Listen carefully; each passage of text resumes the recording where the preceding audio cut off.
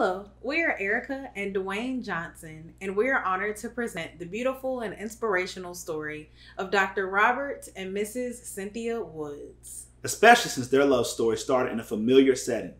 Dear old NCC. Dr. and Miss Woods have been married for 51 years after meeting and falling in love on the illustrious campus of North Carolina Central University.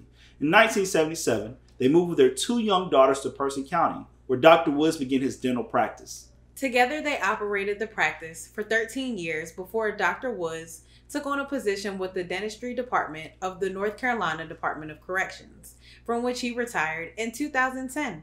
Miss Woods also taught in the Person County school system for 25 years at Northern Middle School and Person High School before retiring in 2006. In their story, you will see their love for family, their love for each other, and their love for their alma mater, NCCU. You will also see Dr. Woods' lifelong love for music, which has led him to star in his own one-man show entitled Dr. Robert Woods, His Many Voices and His Sax, on August 21st at the Kirby Theatre in Uptown Roxborough. So on behalf of Just Love in Person, we present to you the special edition Just Love story, Robert and Cynthia Woods. Love is a many-splendored thing.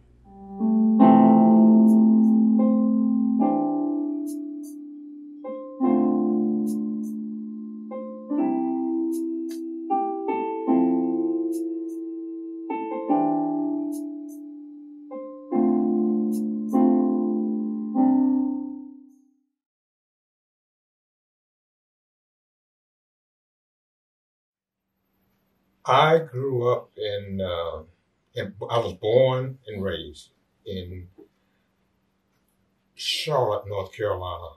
Actually, I'd have lived at one time, I guess 4 miles or so outside of the city limits. But as the city limits continued to move southward, and by the time I finished high school, I was barely outside the city limits. But I lived in the same house in Charlotte through high school. And because we lived right outside the city limits, we went to county school. And all the way through school, the schools were segregated. I finished high school in 1965. That was 2 years before desegregation. My church, which was, if anybody, for all of those who know where Carowinds is, my church was pretty near Carowinds. Carowinds is right on the North Carolina-South Carolina border. And Charlotte is right there, just above the South Carolina line. But my parents grew up in that area, right around the North Carolina-South Carolina border. My father was actually born in South Carolina, and his father migrated inside to the church that we grew up in. There were a lot of families, most of which were related, and they all went to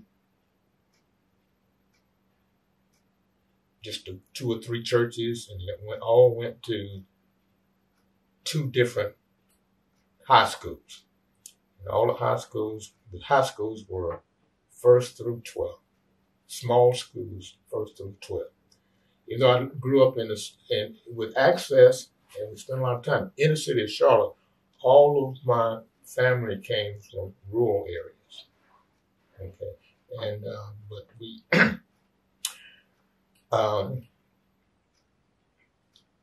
like I said, the families were very close and attended the same churches, and the community that I grew up in was small, but very closely knitted families. Both my parents grew up as sharecroppers. My dad was in World War II, and I'd just like to tell you about my father's resolve reflecting on World War II, Black Army and the White Army, and the way that they were, they fought just like anybody else. And then they went over to France and some other places, and they were treated pretty much equally. They got a taste of that, and they wanted it when they came back home, and it was not there. This is what a lot of young folks need to know. They came back to terrible segregation and Jim Crow. Okay, it was so devastating. I saw this growing up, and I wondered about it, and I looked into it, and I learned a lot of things. These men were really beaten down. Okay, my daddy held his own. My daddy was a strong fellow. My daddy took the blows, and he made a way to make it when a lot of people around us, and I wanted to know how did these people end up this way? There were so many men that reached the state of total despair and turned into hopeless alcoholics because of the way they were treated when they came back home. And when they were, there were no jobs for the women except for almost none, working in cafeterias or working for cleaning of houses and stuff like that, cooking and stuff like that. And they couldn't make any money, and then, it was hard to make it, raise families. My grandfather neither one of my grandfathers ever owned anything except for a car, and but they were able to manage of themselves. They knew, of the sharecropping income, how to budget what they had and provide as long as they could stay strong enough to, to just keep fighting. My daddy was one of those fighters, and he did well. And he became, most black folks that I knew at that time, they went to the army or went to the service as privates and came out as privates. My daddy became a staff sergeant in 3 years. He was only there 3 years.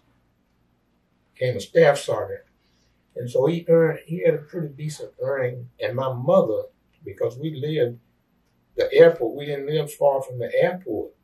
Well, none of our families, in that area, you're familiar, and from Carowinds north, that's not that far from the airport. During the war, my mother got a job in the shell plant where they made shells for ammunition. And that job paid much better than minimum wage. My mother was a financial person. My mother managed their money, my father's money and her money. When he got out of service, they bought 3 acres of land and built a house. Sharecroppers. They did that. But it was hard maintaining. I mean, because when you're treated the way they were treated, it was rough. But my mother told us, and she told everybody else, and my mother just had her head in the sky. I ain't cleaning up nobody's house.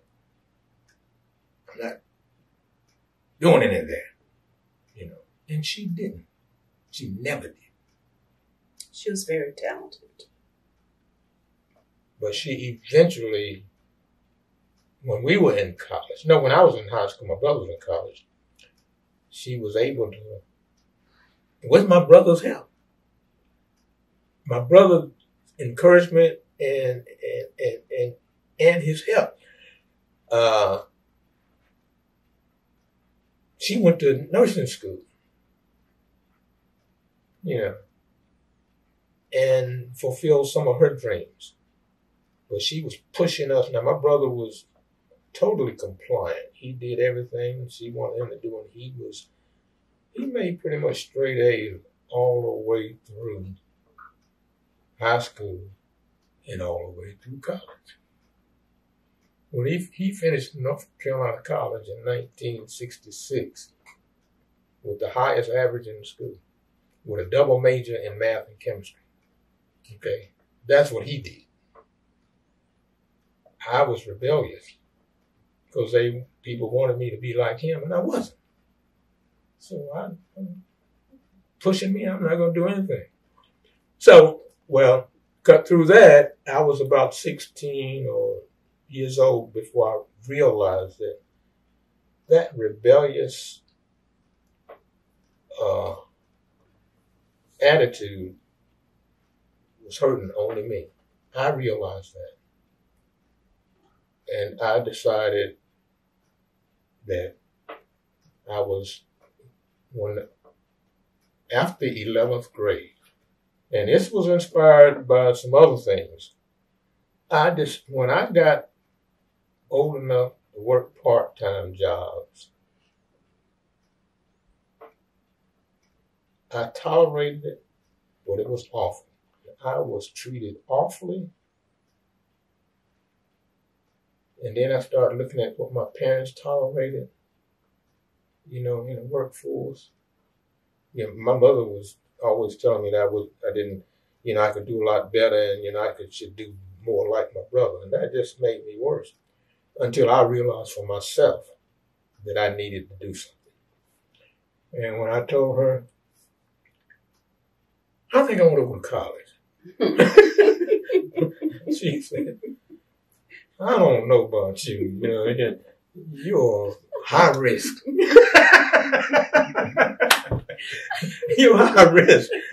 Say, but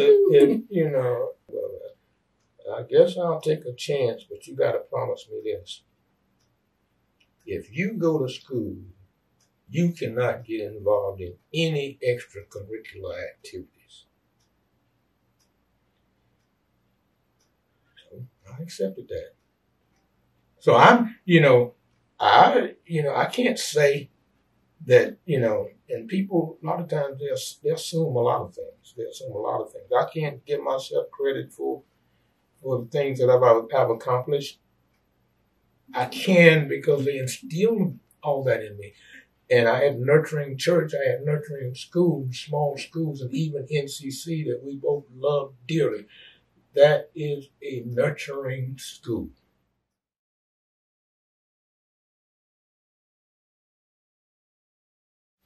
Well, I'm from Littleton, North Carolina. That's in Warren County. Very small county, very small, poor county. Not far from here, still on the North Carolina-Virginia border, as Person County is. Smaller county than Person County, poorer county than Person. But I grew up in a large family. I have 8 siblings. Both my mother and father were in the household, and we lived next door to my grandmother. Like Bobby, our community was a community. I lived near my aunts and uncles, and next door to my grandmother, my daddy's mother. In fact, we lived in her house until I was in 4th grade, and that's when we built our house next door to hers and moved to our house. But I always had playmates. Our home was very nurturing in that mother was the major disciplinarian. Daddy was our playmate. He was there. He was the breadwinner. But when it came to playing, he played softball with us. He played jack rocks with us. He played cards, all the board games. And I was a major person of fun and humor. So, you know, our evenings, especially on Sunday afternoon after church, we always went to Sunday school and or church. And we came at home and ate dinner and sat around the kitchen table. And if some of our cousins came around, they joined us around the kitchen table, or we went outside and played softball. So it was just, you know, we always had family around, which was really great. And to me, that's one of the biggest drawbacks of being out of Warren County. It's, you know, just don't have family. I have a brother that lives in Durham, and we see each other occasionally. But, you know, I went to I started school in a 2-room schoolhouse next door, right on the campus of my church. I was a member of Olive Grove Baptist Church, and a few steps from the church door was my 2-room school. And actually, I started school early because I had one brother older than me, and as he was doing first grade, I did first grade. So when I started school, I was able to move on, so it advanced me 1 year ahead of myself. But we did, our family had some farm, but not big farm. It was more or less cucumbers in a big garden, and we had a little bit of cotton and a little bit of tobacco. But during the summer, we would help our neighbors. You know, it was a way that the children could raise a little bit of money for school clothes. And, you know, the money was used for school clothes or to benefit the family. We didn't hand our money over to our parents, but we knew that we needed to help ourselves in summer work. And that's what we did. Both my parents are now dead. That was a pretty sad time in our lives. But life was...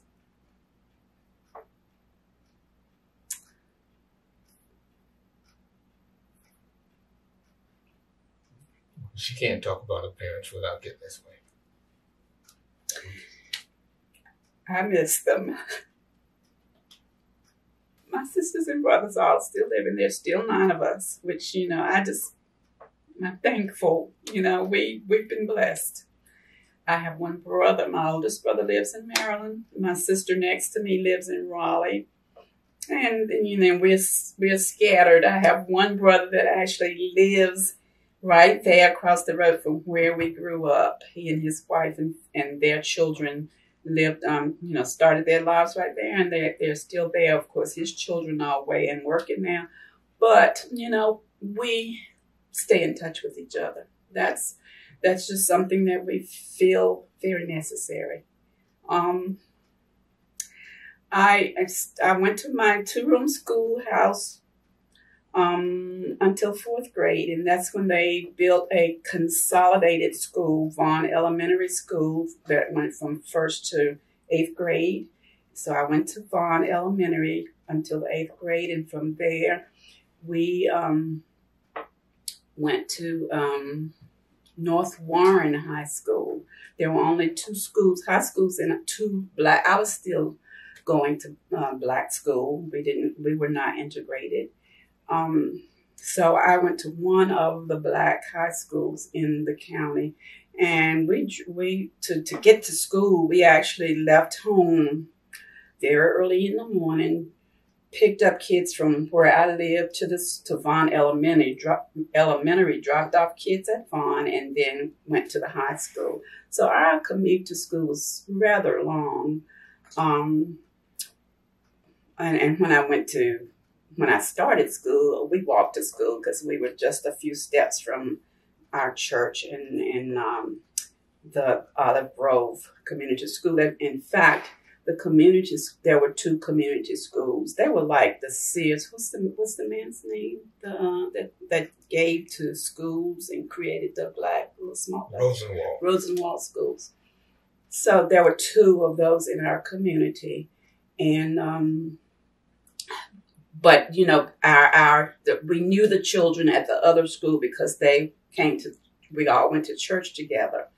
So, you know, we're getting to school, we could either take our lunch or we walked home to get lunch and walk back to school because it was just nowhere down the road from our house. But life was good, and you know, we didn't have everything as children. We didn't have everything that we saw other children have, but we had fun. We had each other, and we had parents that we knew loved us. You know, in our play, we play, and I'm talking about me and my siblings. We either played with our dolls or we played school, and most of the time I was the teacher. So I became a teacher, which, you know, wasn't really surprising. But anyway, in our elementary school, we had teachers that were interested in our well-being. And our parents knew what we were doing in school. Our parents attended PTA.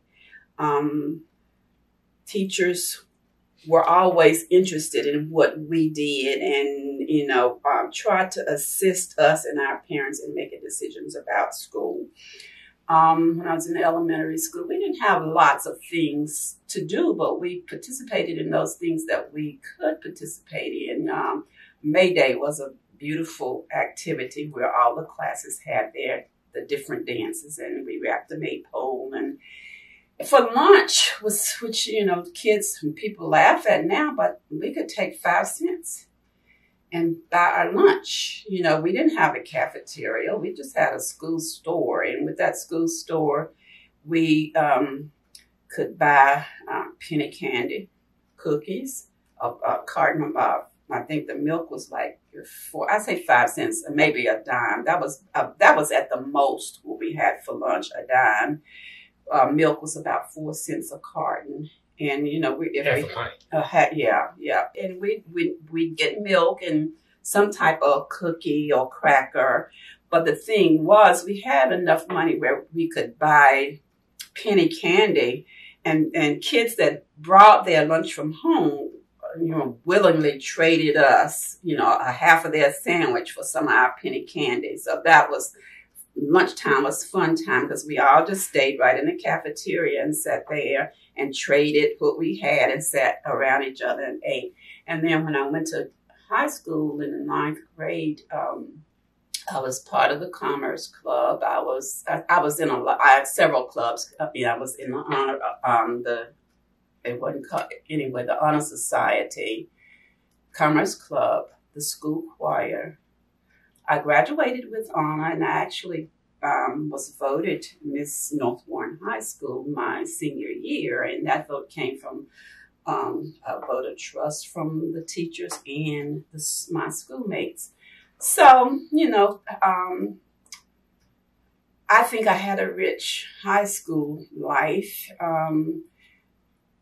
And, you know, my teachers saw, you know, that I had interest in school and to go further in life. And they assisted me and, you know, directed me in choosing school and choosing a program. And I actually went to North Carolina Central in business education. That's what my degree was when I went to college. But, you know, when I think about it, my college counselor, we had only one for the whole school, was so good with getting us to fill out our forms, helping us filling out our forms. She actually, you know, would check with us on a regular basis. You got this filled out, you got this done, you have to do this, and we need to do this at this point. So, I have her to thank, but I had a lot of teachers that were interested in, you know, my well-being. So, you know, besides my parents, my teachers were really supportive.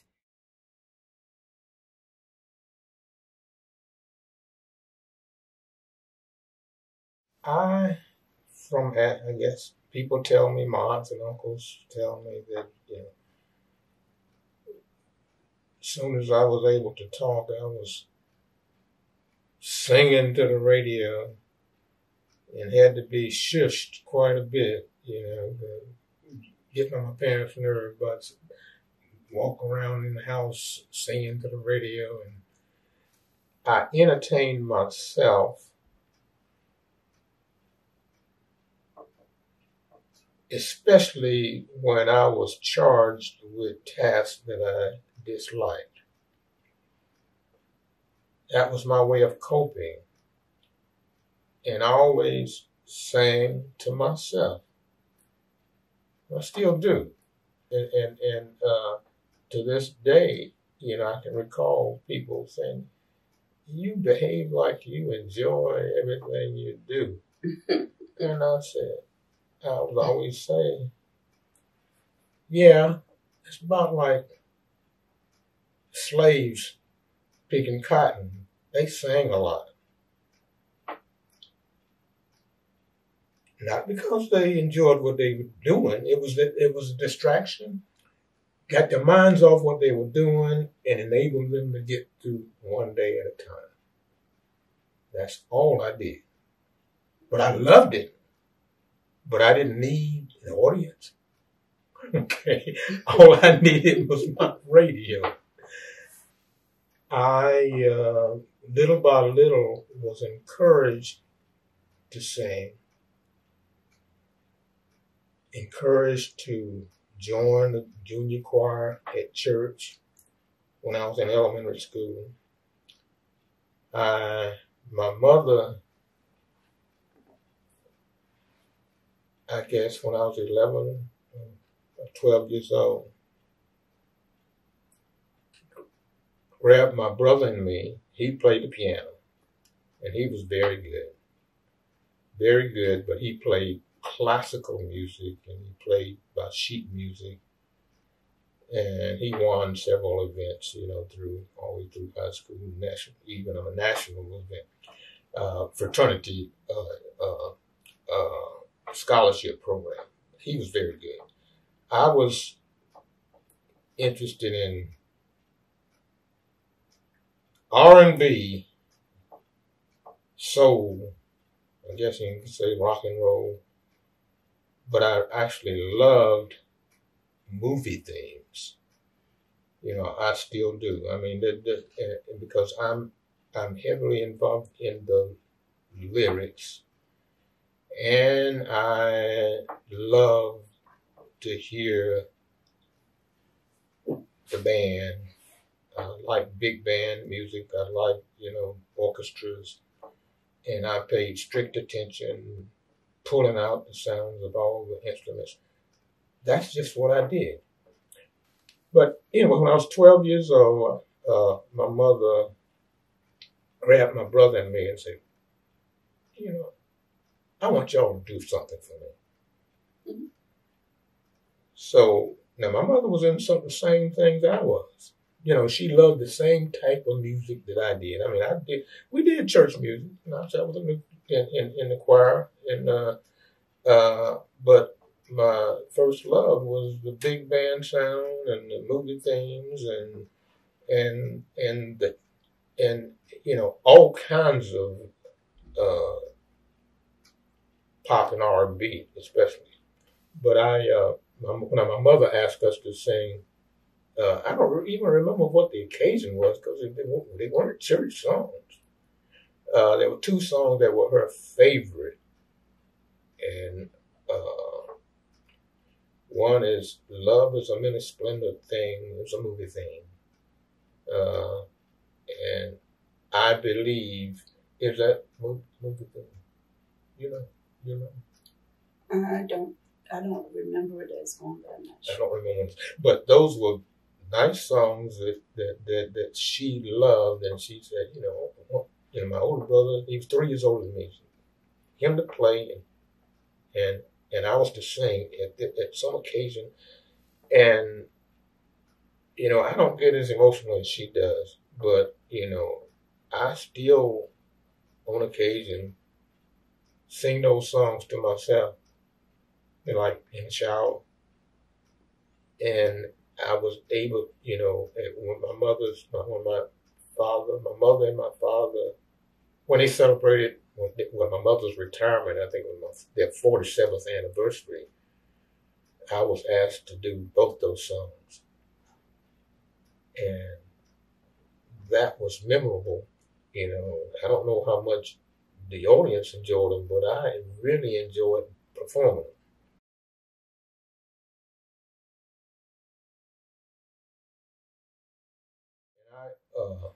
I joined the band in 6th grade in school,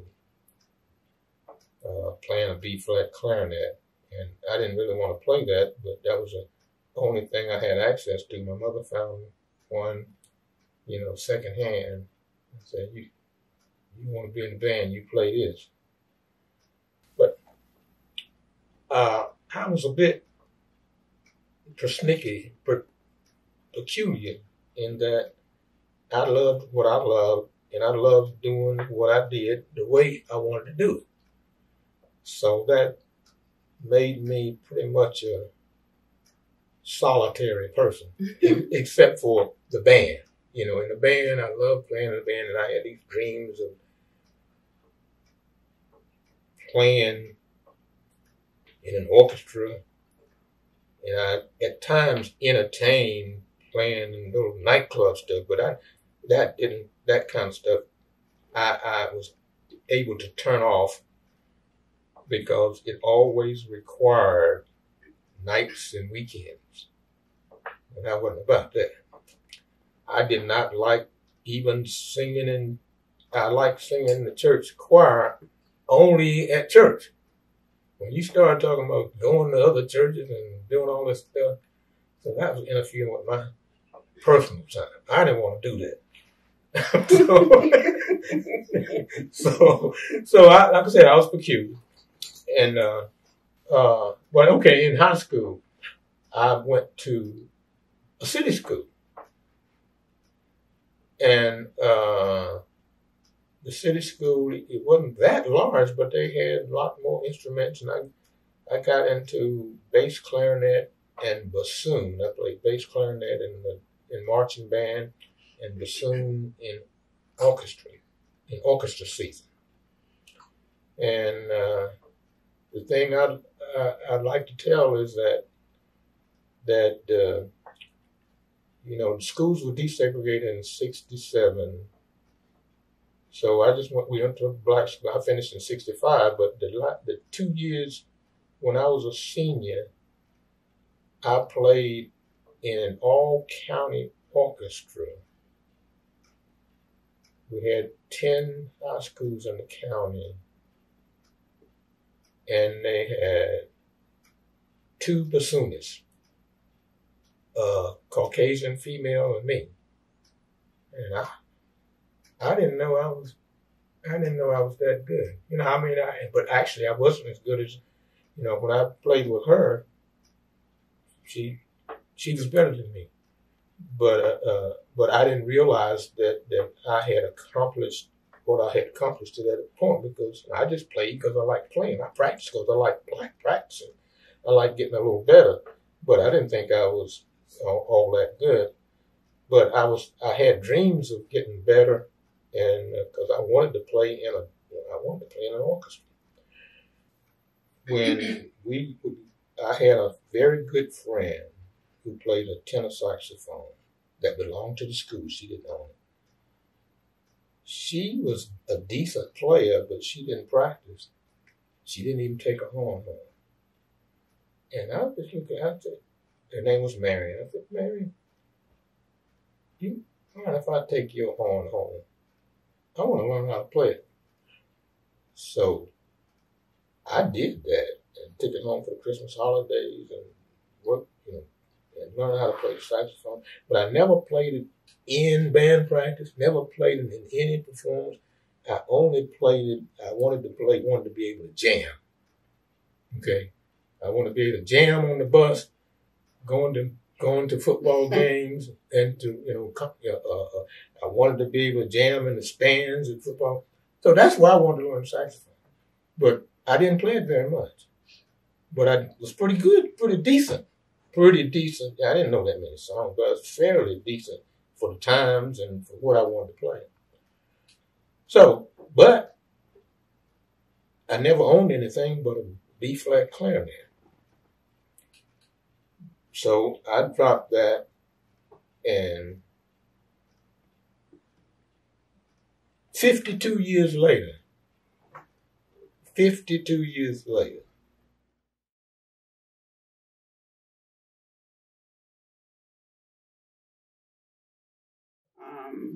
I started Central in 1966, fall of 1966, so he started 65. And trying to think, how did we really meet? We met through one of my friends, one of my hallmates.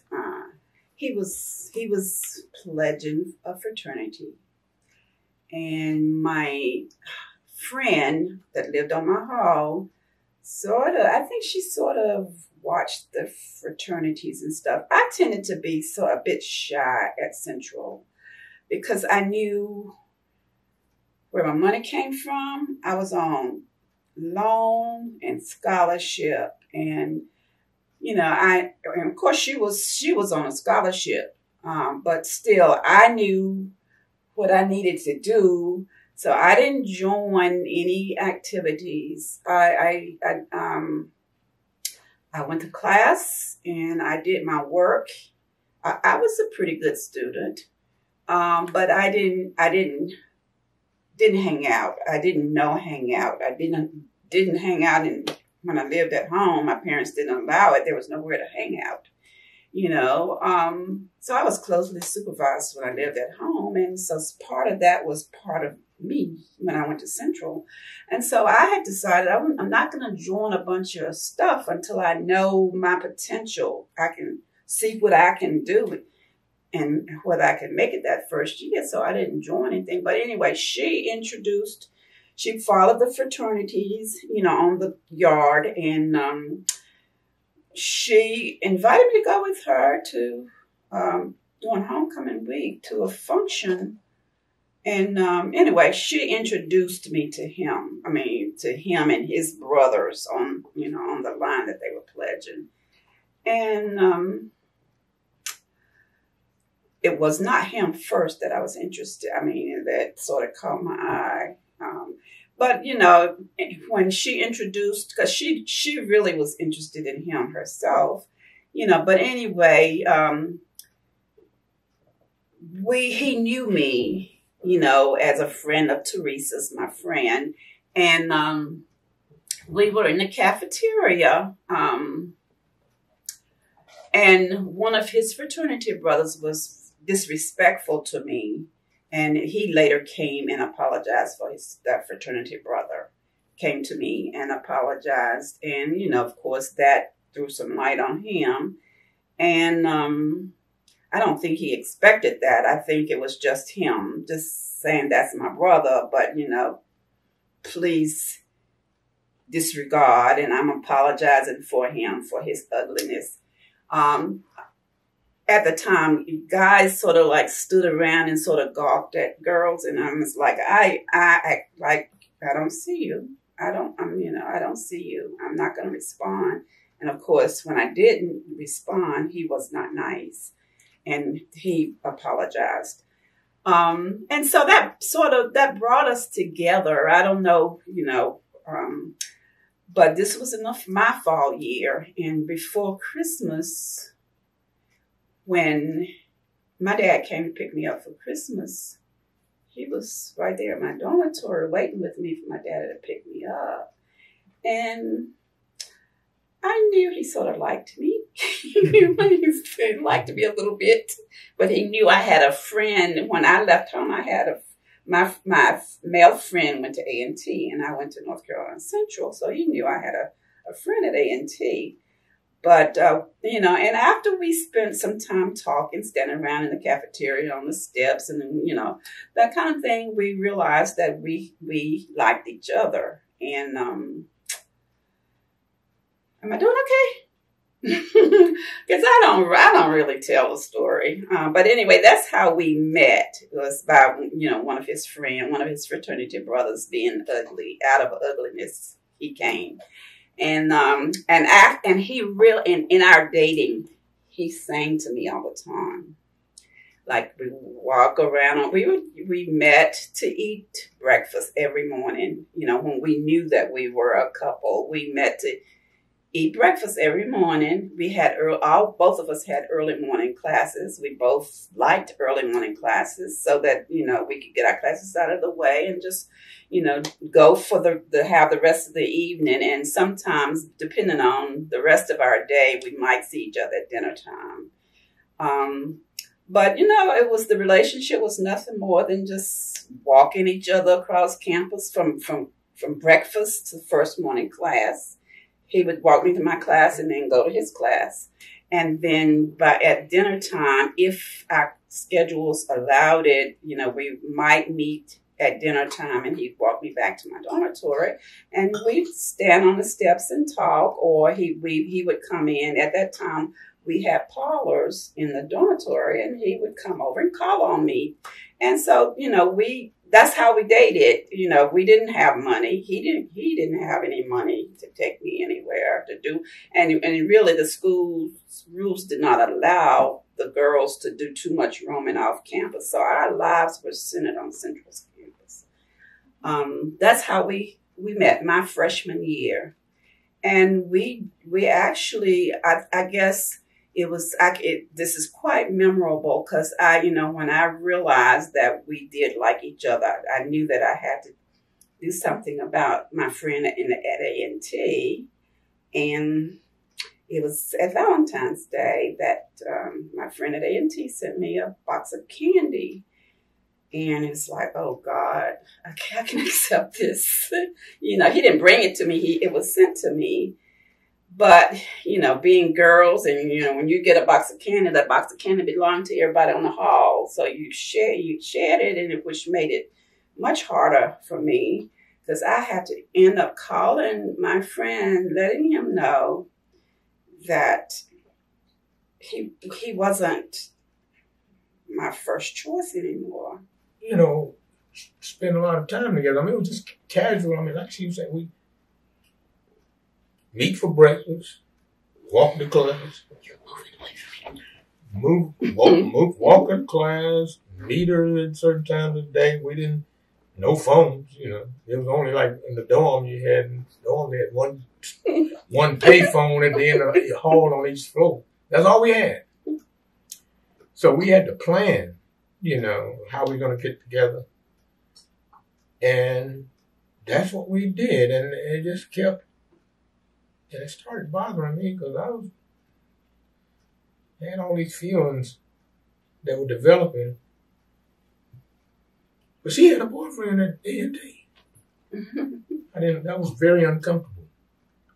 Because I was. You really liked me. Yeah, I was, you got the feeling, you're not by yourself.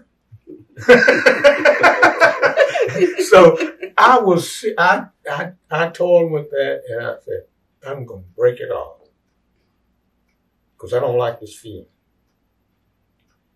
And when I got up to enough nerve to come to her and tell her that I wanted to break it off, that's when she told me she had broken off because she had uncomfortable feelings.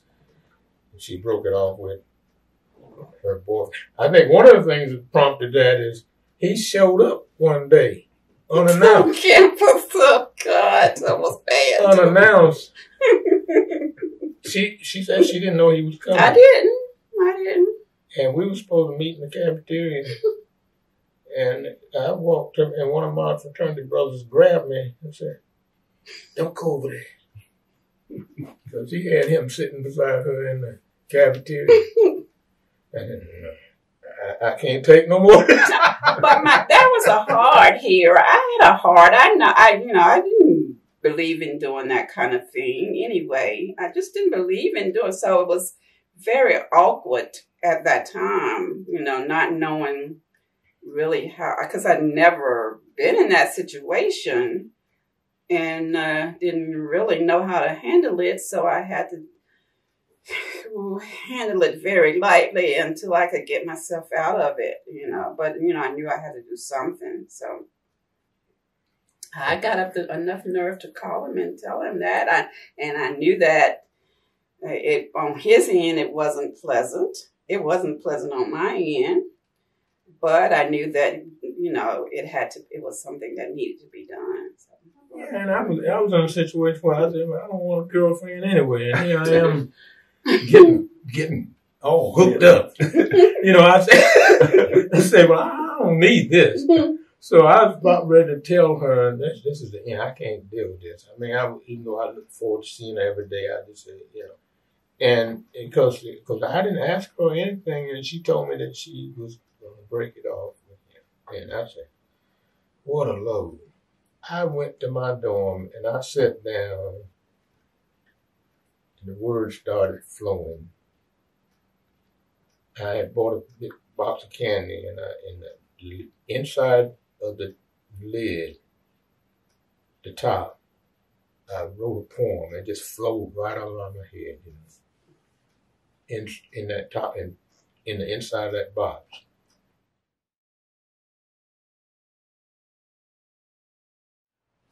Okay, this is a poem that I wrote on February 13th, 1967. And I did it it seems like I did it in 30 minutes. You're the one. I never thought there would come a day when a girl could affect me in such a way. There really isn't much that I can say, but you're the one. I'll search this world of ours no more. I've found the girl I really adore. I've never felt this way before. You're definitely the one. A girl so sweet, so kind, so fair. A girl so far beyond compare. So thoughtful, considerate, and debonair. You're the one, you're the one, you're the one. I actually knew not what to do when you captured my heart in a week or two. But then I found I had yours too. No doubt you're the one. I'll love you, always the same. To serve you ever will be my aim. When Mrs. Robert L. Woods is your name. You're the one, the only one, under the sun. Robert L. Woods, February 13th, 1967. And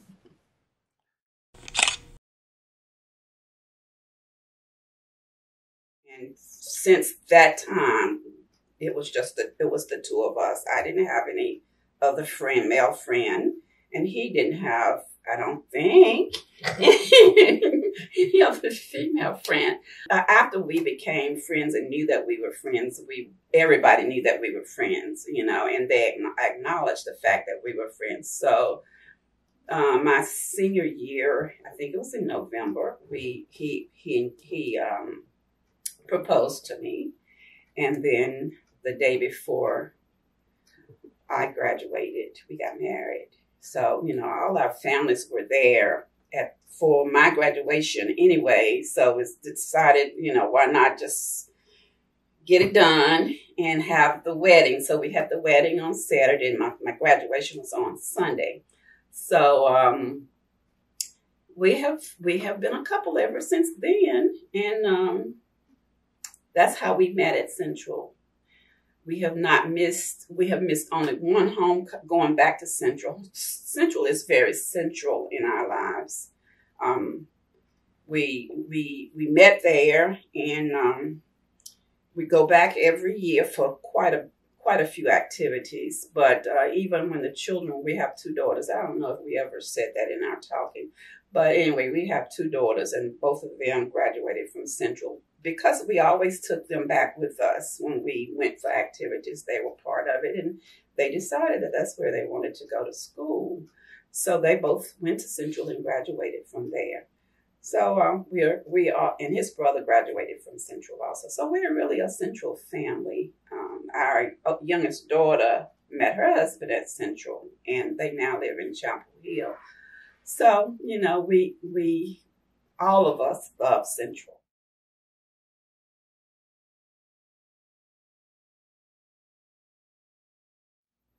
I had a cousin. Now we had this. My family, my immediate family is small. I have only one brother, but I got a slew of first cousins that we all grew up together, went to church together, and most of the guys, at least, were in the band. But we all took the same path. You know, we dropped those instruments when we went to college. And I had one cousin who, he didn't go to college, but he learned to play the bass guitar, and he was proud of that.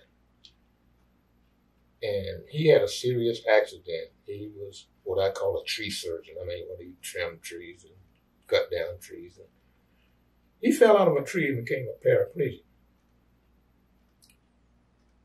And he had a problem coping with that. And because he's still in a wheelchair. And this is 13 years ago when that happened.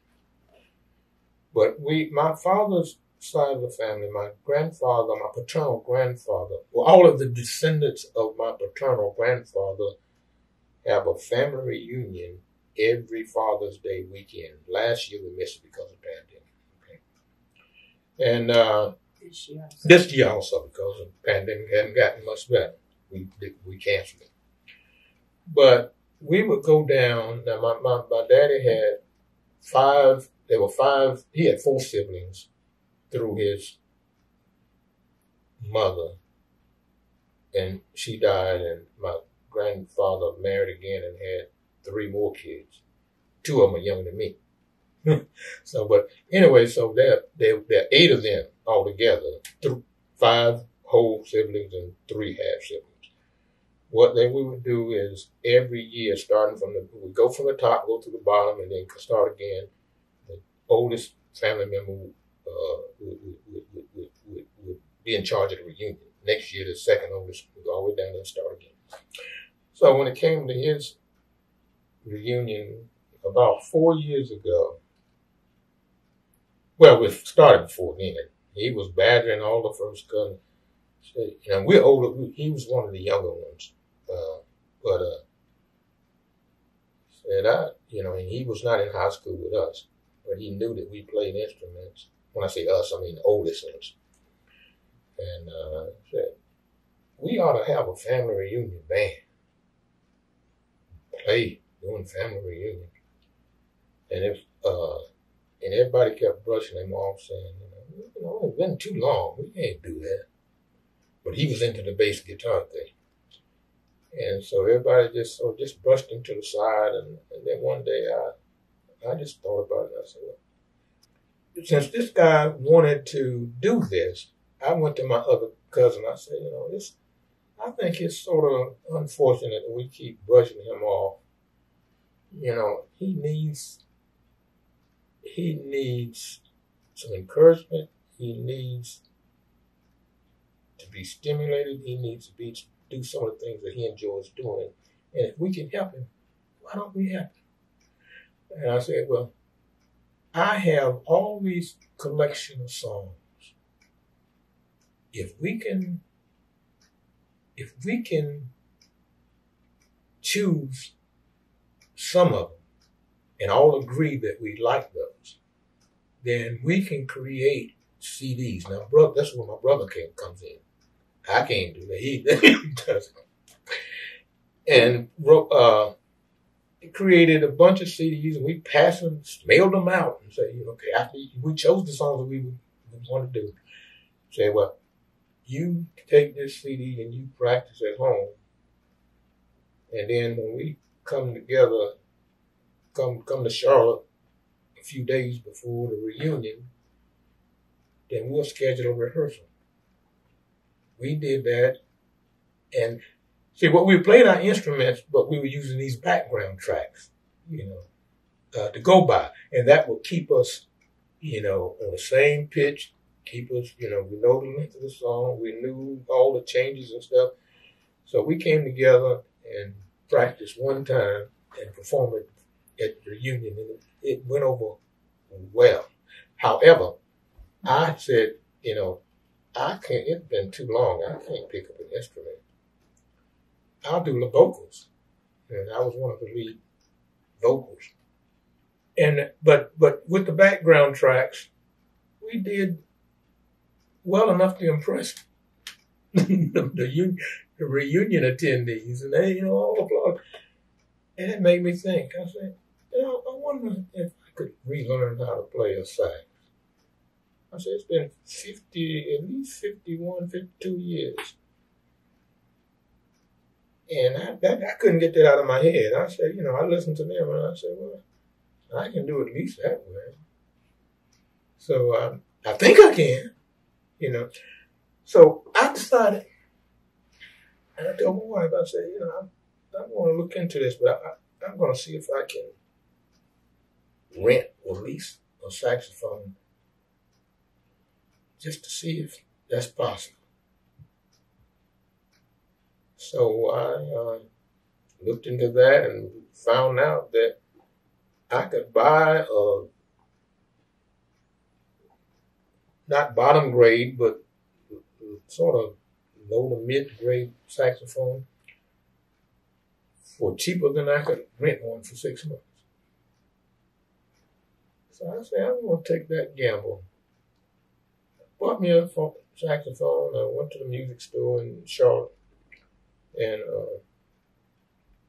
and bought me some elementary books, just like I did when learning to play the bassoon. And shocked myself, man, it started to come back. And so I decided I would set some goals and say, I want to play some Junior Walker. You heard of Junior Walker? I said, he wasn't the greatest saxophone player, but he was entertaining. His songs were popular. But I said, and they weren't difficult pieces. So anyway, I kept playing around with it. And then the next reunion, I was playing the saxophone. So I don't want to make it sound like I'm better than I am. I'm not all that great, but I'm having a good time. Okay.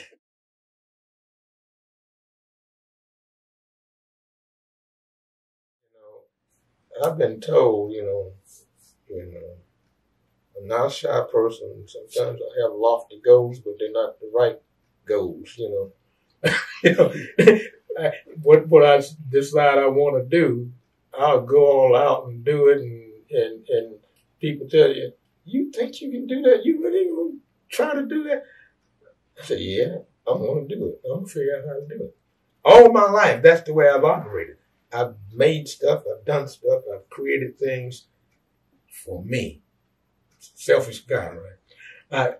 I did that. All my life I've done that. So this is one thing I wanted to do. And so when I decided to do it, I said, and announced, that I was going to do it. Have you met James Yancey? Okay, so James Yancey has really encouraged me because he heard me do some things. The first thing he heard was when I sang at our daughter's wedding. And then the first time I played a saxophone in public, he heard me. And so he has been a promoter for me, And just like last year, or was the year before last, we did a play, year before last, NCCU's Alumni Association put on a play, and we were concerned about some dead time in the beginning while they were getting ready for the play, when people were coming in and people were noisy and all this kind of stuff. So we need somebody to do an opening, need to open, some music, stuff like that. And Yancey said, you got somebody right here that can do that. That's the kind of guy he is. And so I opened for that play, and people in Roxborough never heard me. never heard me. I have, through a fraternal organization, my graduate fraternity, I've done some things, And but this is the first time anybody in Roxborough has been exposed to that. And this is one of the things I told my wife, Cynthia, here, that there's something in the back of my head that, a bucket list item. I turned 74 in October of this year. A bucket list item, I want to perform. And I think I'm going to do it, if I can, at the Kirby. I'm not doing it to make any money. If we do make any money, it'll go to scholarship. Of course, she looked at me funny, but she knows me. Okay? She knows me. So I said, well, I'm going to do this, and I hope I can do it because, this pandemic is coming back. But I hope it will come to fruition, and I'm going to get get up there, and even if I mess up, I'm going to do it. So that's a bucket list item. Actually, the second big bucket list item. The first one is outside. The first one was what? Outside. The first one is outside my treehouse. Oh. I built a treehouse that I've been wanting since I was a kid. I had to do that. I thought about it all the time. I mean, not all the time, but it never completely left my head from the time I was a kid. I wanted my dad to build me a treehouse. He couldn't do it. I wanted my kids to have a treehouse, but where we lived when they were growing up, we didn't have any trees. Not one single tree.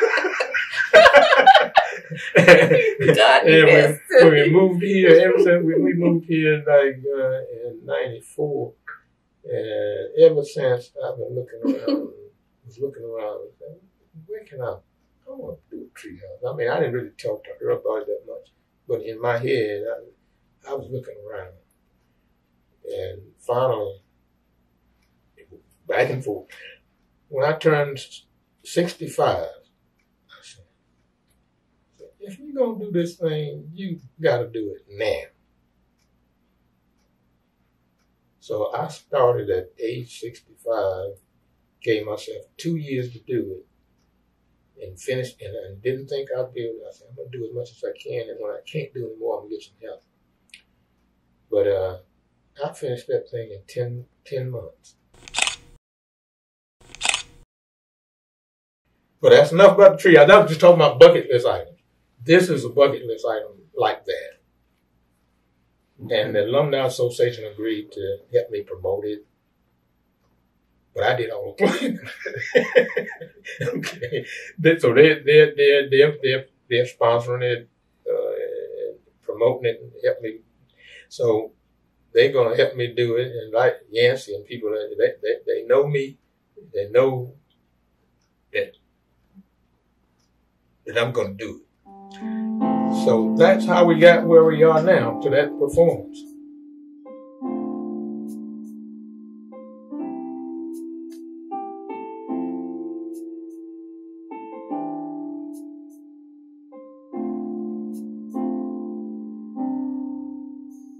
I pray